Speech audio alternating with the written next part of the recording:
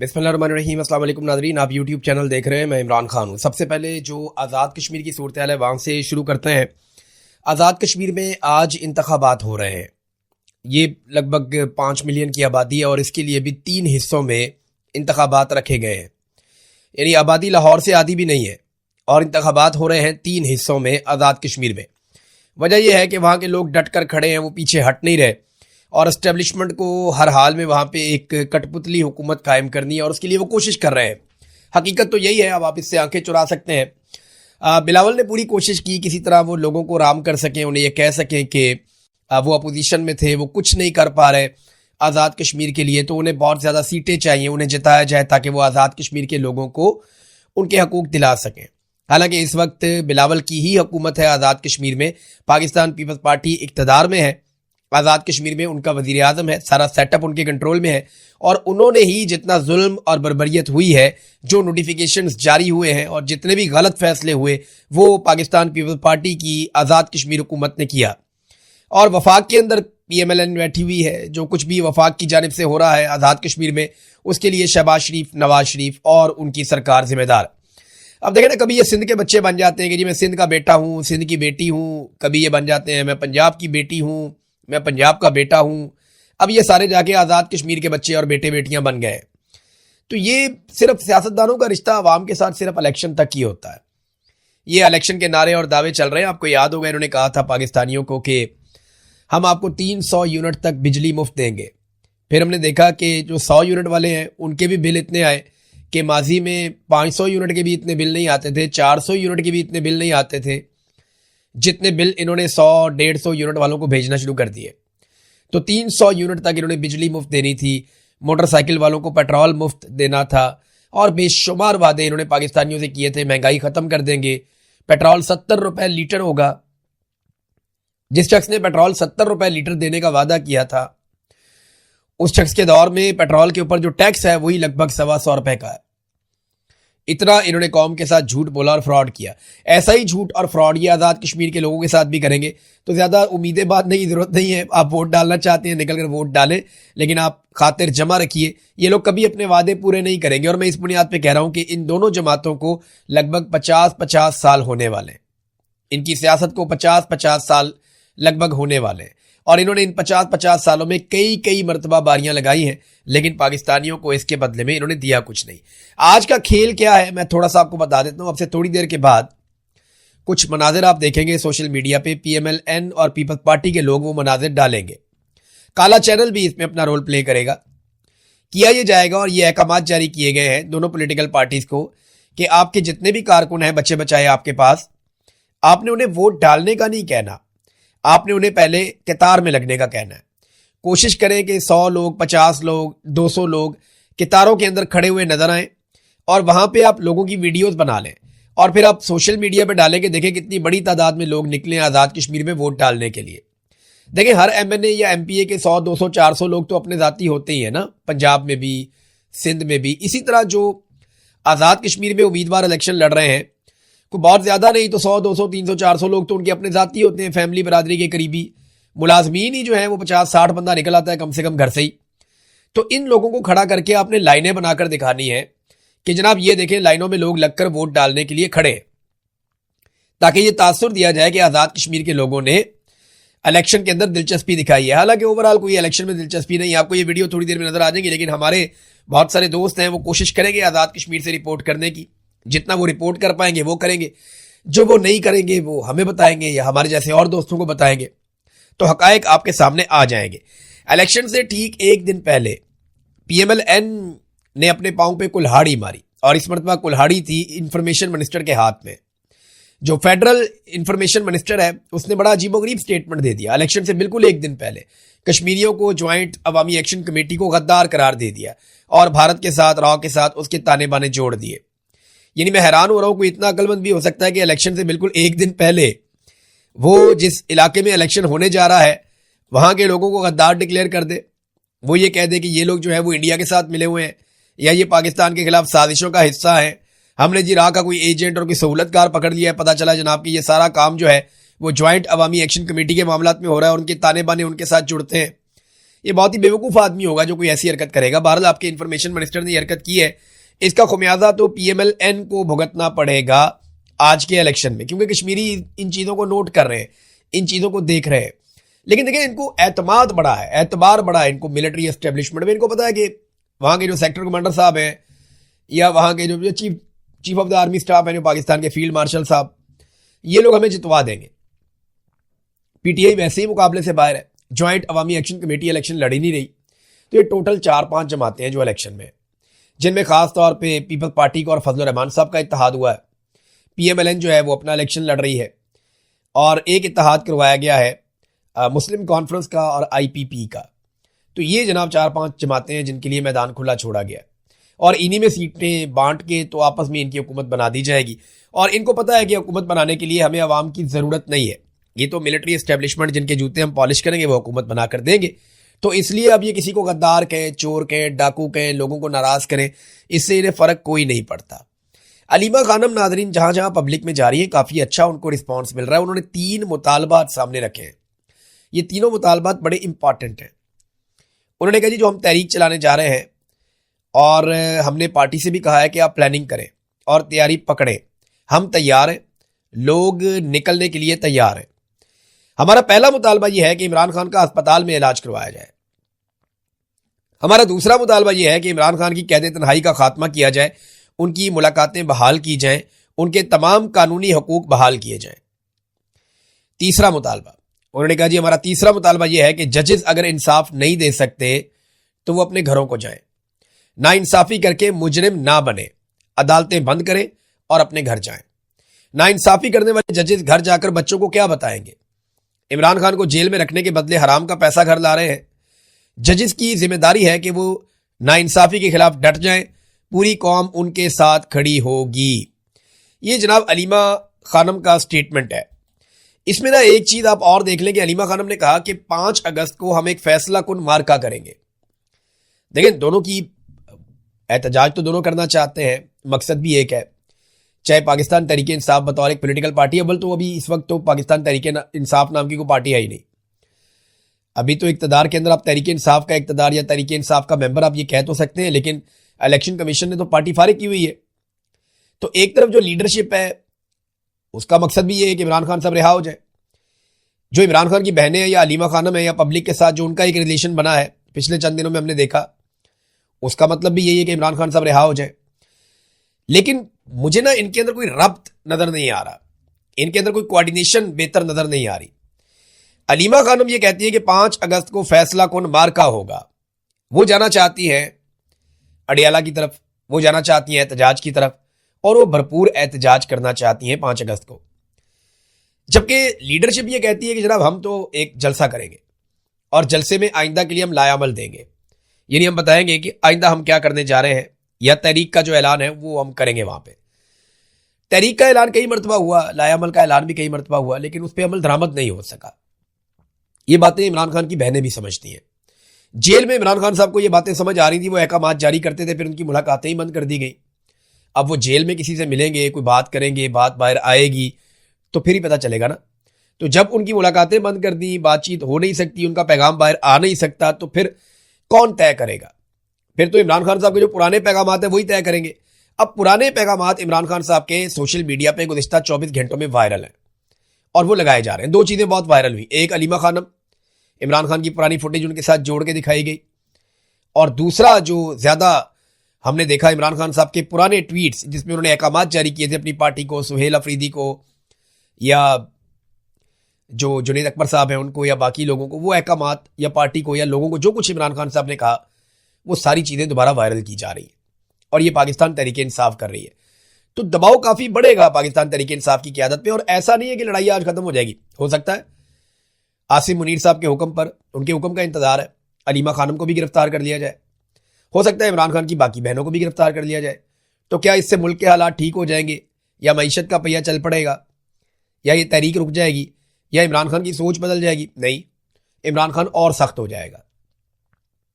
आप जालिम का एक और स्टेटस पा लेंगे, आप जुल्म में एक दर्जा आगे चले जाएंगे और मजलूम पहले से ज्यादा मजबूत हो जाएंगे।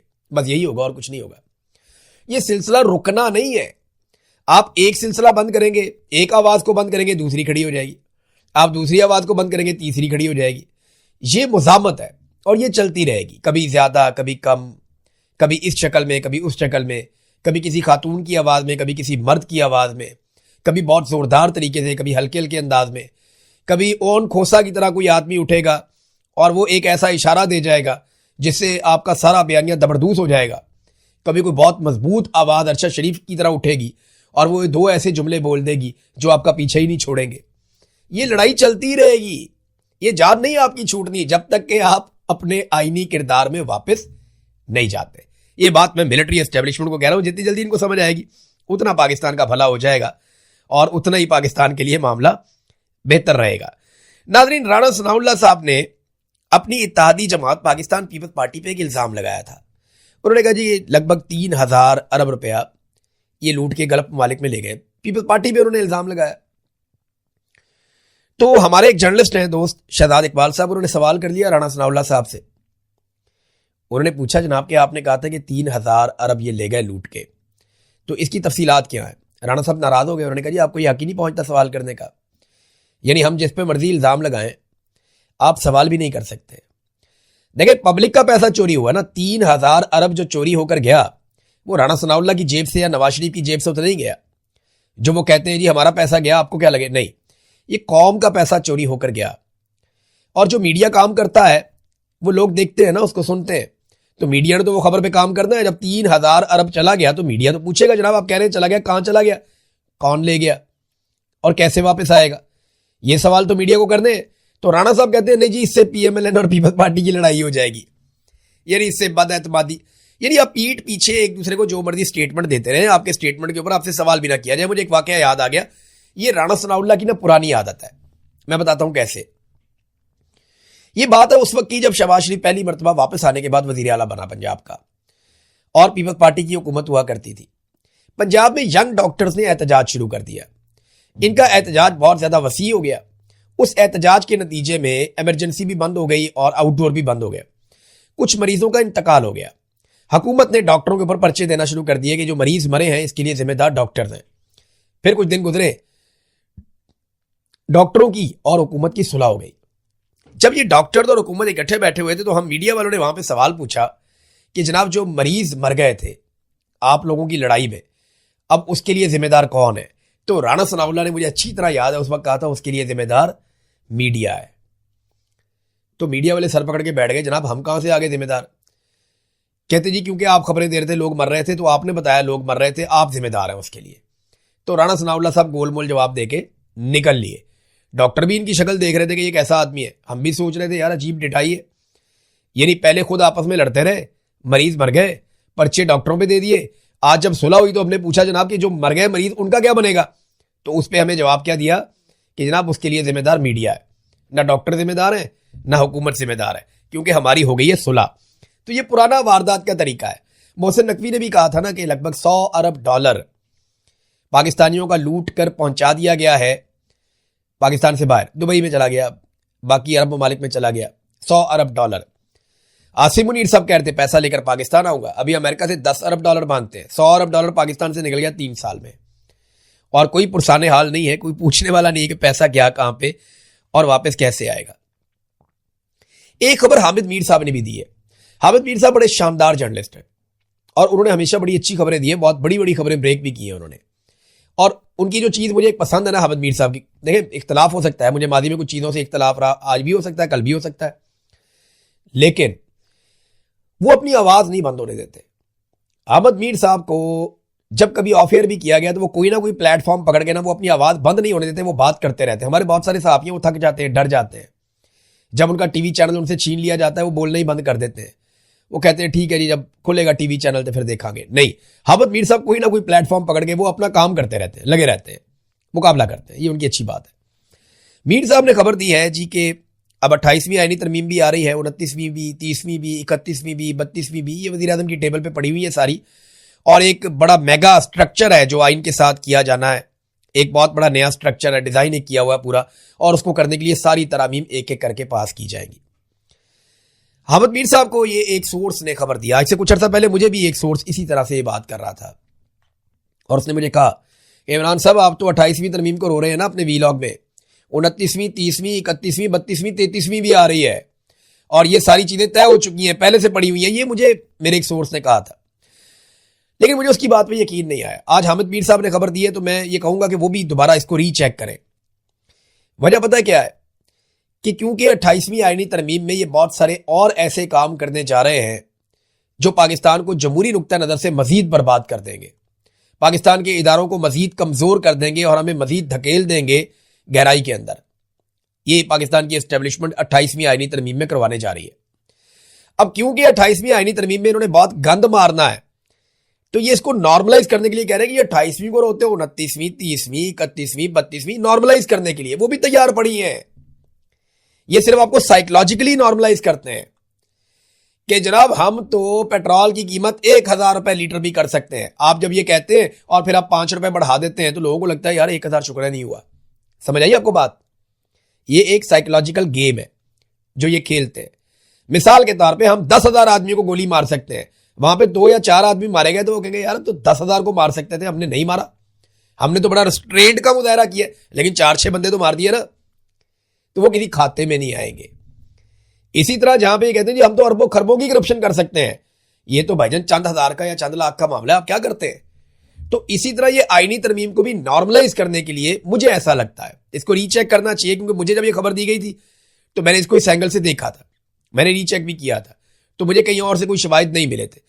तो ये सिस्टम बादों का खबरें फैलाता है, जाली खबर अपने सोर्सेज के जरिए से बाहर निकालता है। मीर साहब बहुत समझदार और बहुत पुराने और घाघ जर्नलिस्ट हैं, मुझे पता है कि वो नतीजे तक बहुत जल्दी पहुंच जाएंगे। नादरीन, पाकिस्तान के एटमी असासों के खिलाफ एक बाकायदा डॉक्यूमेंट्री चलाई गई है DW न्यूज पे। देखिए कोई अच्छी खबर नहीं है। पाकिस्तान के एटमी असासों के हवाले से हमेशा से नेगेटिव प्रोपेगेंडा होता रहा, हमेशा से कहा जाता रहा पाकिस्तान एक कमजोर मुल्क है, यहाँ दहशतगर्दी है, यहाँ पे इंतहा पसंदी है, ये माली नुक्ता नजर से बहुत कमजोर है, इंतजामी नुक्ता नजर से बहुत कमजोर है, फौज का बहुत ज्यादा कंट्रोल है इस मुल्क में, जमहूरियत नहीं है, तो ये जो एटमी असासे हैं ये महफूज हाथों में नहीं है। बार बार ये कहा जाता रहा, मादी में प्रोपेगेंडा किया जाता रहा। अभी बाकायदा एक डॉक्यूमेंट्री जो है वो इसके हवाले से जर्मनी का एक जो स्टेट स्पॉन्सर्ड इदारा है DW, उसने एक डॉक्यूमेंट्री, ये 52 मिनट की डॉक्यूमेंट्री, अगर आप देखें तो आपको आइडिया हो जाएगा कि उन्होंने पाकिस्तान में कितने कीड़े निकाले। डॉक्यूमेंट्री का उन्वान है पाकिस्तान न्यूक्लियर पावर एट ए क्रॉस रोड, यानी एक दोराहे के ऊपर खड़ी हुई न्यूक्लियर पावर पाकिस्तान। ये इनका एक जो नाम रखा डॉक्यूमेंट्री का वो इन्होंने ये रखा। वो कहते हैं यहाँ इंतहा पसंदी है, आदम बर्दाश्त है, तशद्दुद में इजाफा हो गया है, मालियाती दिवालियापन है, मईशत बहुत नाकस है पाकिस्तान में, सियासी पोलराइजेशन बहुत बढ़ गई है, मुल्क का सबसे मकबूल आदमी जो है वो जेल के अंदर पड़ा हुआ। हर चीज उन्होंने एक एक बताई और बता के उन्होंने कहा जी कि जो एक कमजोर और बदनवान सियासी अशराफिया और सियासत पर फौज का मजबूत कंट्रोल है इस वक्त, ये सारी चीजें प्लस माइनस करने के बाद वो ये तो नहीं बताते कि अब रास्ता क्या आगे बढ़ने का, लेकिन वो ये कहते हैं कि ये एटमी ताकत है और एटमी असासों की हिफाजत और सिक्योरिटी को खतरे में डाल सकते हैं ये हालात। ये सवाल उन्होंने छोड़ा। तो ये एक मरतबा फिर पाकिस्तान के खिलाफ प्रोपेगेंडा। और देखिए जब आप इस किस्म के हालात पैदा करते हैं ना, जब आप जुल्म और बर्बरियत करते हैं, जब आप मईशत को तबाह बर्बाद कर देते हैं, जब आप दहशतगर्दी को स्पॉन्सर करते हैं कि आने दो दहशतगर्दों को, कोई बात नहीं, और फिर वो आपके हाथ से निकल जाते हैं, जब आप इस किस्म के तजुर्बे करते हैं, इंसानी हकूक की बदतरीन पामालियां करते हैं, तो फिर दुनिया आपको शक की नजर से ही देखती है। फिर आप दुनिया को मौका देते हैं कि वो आपके ऊपर उंगली उठाए। दुनिया तो हम पे पहले भी उंगलियां उठाती थी, बिला वजह भी उठाती थी, अब आप उन्हें उंगलियां उठाने के लिए वजह भी फराहम कर रहे हैं, ये बड़ा अनफॉर्चुनेट है। तो इन चीजों पे अगर कोई बेहतरी ला सकता है इन चीजों में और इन चीजों को ठीक कर सकता है तो वो पाकिस्तान का सियासतदान है, पाकिस्तान का एक मुस्बत चेहरा, पाकिस्तान के सिविलियंस, वो इन चीजों को ठीक कर सकते हैं। मिलिट्री जनरल्स कभी भी इन चीजों को ठीक नहीं कर सकते और कभी भी एक अच्छा सॉफ्ट इमेज हमारे मुल्क का वो नहीं बना सकते, बना पाएंगे भी नहीं। अब्दुल हकीम काकड़ साहब जो शहीद हुए जज साहब, उनके कत्ल के हवाले से बलूचिस्तान में जिस तरह आवाज उठ रही है और जिस तरह अंदर ही अंदर एक लावा पकड़ा है, ये किसी को आइडिया भी नहीं है। आप बलूचिस्तान में किसी से भी बात करें, वो अब्दुल हकीम काकड़ शहीद की बात करता है कि ये एक इंसाफ पसंद जज थे, इन्होंने काफी ऐसे फैसले दिए जिनमें बहुत इंसाफ हुआ था। खास तौर पे CTD के खिलाफ इन्होंने एक फैसला दिया था। अब्दुल हकीम साहब जो जिन्हें कत्ल किया गया, उन्होंने तुरबत में CTD के खिलाफ FIR दर्ज करने का हुक्म दिया। CTD ने बालाज मौला बख्श को मुबैना तौर पे हिरासत में लेकर कत्ल कर दिया था, जिसके बाद बलूचिस्तान में शदीद एहतजाज हुआ था, जो इस्लामाबाद में 1 महीने तक जारी रहने वाले धरने पर खत्म हुआ था ये एहतजाज। और इसी केस में जज अब्दुल हकीम ने जो फैसला लिखा था वो ये मेरे सामने पड़ा हुआ है। उसमें उन्होंने कहा था कि I can not be believe that 3 terrorist attacked upon CDD team with deadly weapons, but surprisingly no one from CDD team sustained a minor injury, while deceased Balaj who was in their custody has died. वो कहते हैं जी कि मैं इस बात पे यकीन नहीं कर सकता कि दहशतगर्द हमला करते हैं CDD के ऊपर, कोई बंदा भी इनका मामूली जख्मी नहीं होता और बालाज जो इनकी कस्टडी में है वो मर जाता है। तो उन्होंने कहा था कि CDD के ऊपर मुकदमा दर्ज किया जाए। अब इस तरह का फैसला करने वाले जजेस, अब वहां लोग ये कहते हैं कि डेथ स्क्वाड ने कत्ल किया है जज साहब को, अब्दुल हकीम काकड़ साहब को। एक डेथ स्क्वाड था जिसने कत्ल किया है। अब ये डेथ स्क्वाड जो है इनको फ्री हैंड है बिल्कुल, वहां पे ये वहां घूमते हैं फिरते हैं। इसके बारे में थोड़े दिन पहले अख्तर मेंगल साहब ने भी कहा। इसी के बारे में जो है वो बात कर रहे थे महमूद खान अचकजई साहब भी, बाकी लोग भी, बलोच पश्तून सब कहते हैं कि डेथ स्क्वाड बने हुए हैं और वो बंदे मार रहे हैं, टारगेट किलिंग हो रही है और उनको पूछने वाला कोई नहीं है, उनको फ्री हैंड है। तो ये जज साहब वाला मामला जो है ना, इसमें इंसाफ ना हुआ तो ये बलोचों को एक और ऐसा मुद्दा मिल जाएगा जो लंबा चलेगा। अब तक के लिए इतना ही, अपना ख्याल रखिएगा, अपने इस चैनल का भी अल्लाह हाफिज़।